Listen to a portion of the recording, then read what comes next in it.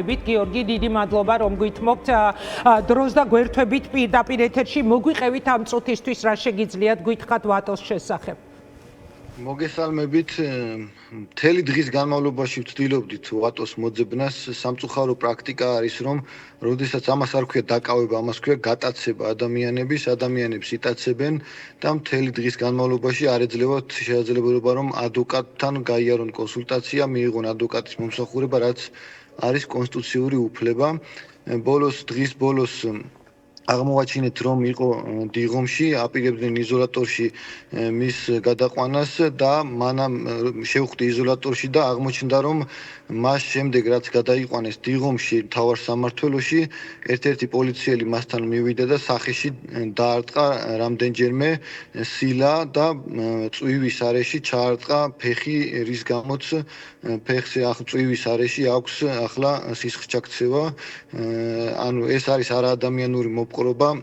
რა უნდათ გიორგი, ანუ რატო მოხდა მისი დაკავება გუშინ მაგისტრანტ მოსამართლესთან, მან ჩვენება მისცა, ხო, მოსამართლეს. ანუ აი რა ხდება, ადამიანი არსეირნებს ძაღლს, გადაადგილდება ქუჩაში და უცებ აკავებენ. რა ხდება, რა უნდათ მისგან, რას მოითხოვენ?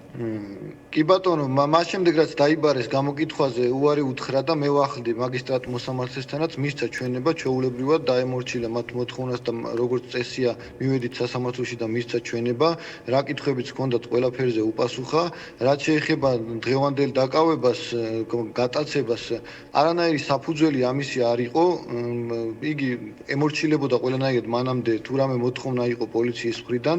დღეს უბრალოდ ძაღლის სეირნობის დროს მიადგა სამი ადამიანი და უთხრეს, რომ უნდა წაგიყვანოთ განყოფილებაშიო, რადგან უთხრა, რომ რა ვიცი, ძაღლს მაინც მივხედავო, რაც არ დააცადეს, რომ ძაღლი აიყვანა სახლში მაინც და ძაღლი მიაბეს იქვე და თვითონ წაიყვანეს. ვიდეო კადრები ნახეთ თქვენ, რომ არანაირ წინააღმდეგობას არ უწევს, ჩვეულებრივად გაყვა პოლიციელებს და შემდეგ რაც აღმოჩნდა რეალურად რაც უნდათ სავარაუდოდ უნდათ მისი ტელეფონის კოდის პაროლის გახსნა და ასევე მისგან რაღაც ინფორმაციის მიღება, რასაც მოითხოვდნენ, მათ შორის ხელის დარტყმის დროსაც ის პოლიციელი, რომელმაც ხელი დაარტყა, სთხოვდა რომ შენს ტელეფონზე მომიხსენი პაროლიო, რაზეც უარი უთხრა ვატომ და რეალურად მიზეზი ამ ძალადობისაც სავარაუდოდ იყო ეგ. არანაირი უფლება არ აქვს პოლიციას რომ ტელეფონზე პაროლის მოხსნა აიძულოს ადამიანს.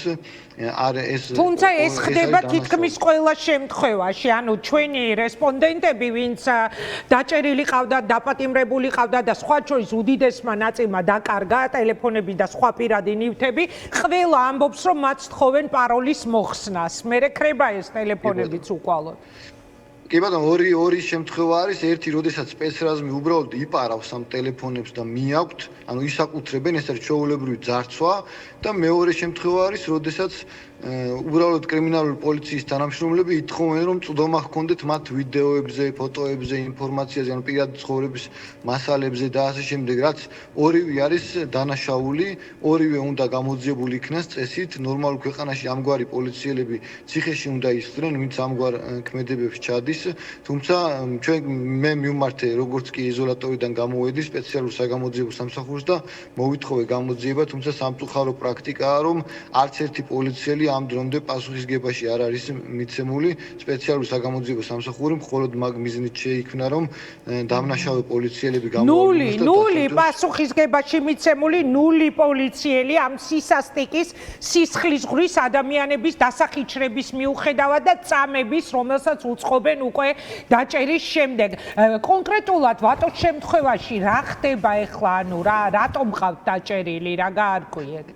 კი ბატონო, მას შემდეგ რაც ვატოსაც ეგონა და ჩვენც ვარაუდობთ, რომ შესაძლოა სისხლის სამართლის წესით ყოფილიყო დაკავებული, მაგრამ მას შემდეგ რაც ვერ აღმოაჩინეს ვერაფერი ვატოს მონაწილეობით, რომ მან რამე დანაშაული ჩაიდინა, შეუდგინეს ადმინისტრაციული სამართალდარღვევის ოქმი, თითქოს იგი პოლიციას უწევდა წინააღმდეგობას, არ ემორჩილებოდა მათ კანონიერ მოთხოვნას და ამის გამო ადმინისტრაციული წესით დააკავეს და დაველოდებით ეხლა სასამართლოში, როდის გადაიყვანეს გაიყვანენ, სადაც ალბათ მოვა ეგრეთ წოდებული ცრუმოწმე პოლიციელი, რომელიც იტყვის, რომ თითქოს ვატო ბჟალავა მას წინააღმდეგობას უწევდა, თუმცა ჩვენ კადრებით ვნახეთ, რომ იქ არანაირი წინააღმდეგობას ადგილი არ ჰქონია, იგი სახლთან არც აქციაზე არ ყოფილა, არც რაიმე მოწოდება ყოფილა. კიდევ პირველს ქონდა ეს კადრები და ეხლაც გავიდა ჩვენს ეთერში მისი დაკავების კადრები, ანუ ყოველგვარი წინააღმდეგობის გაწევის გარეშე.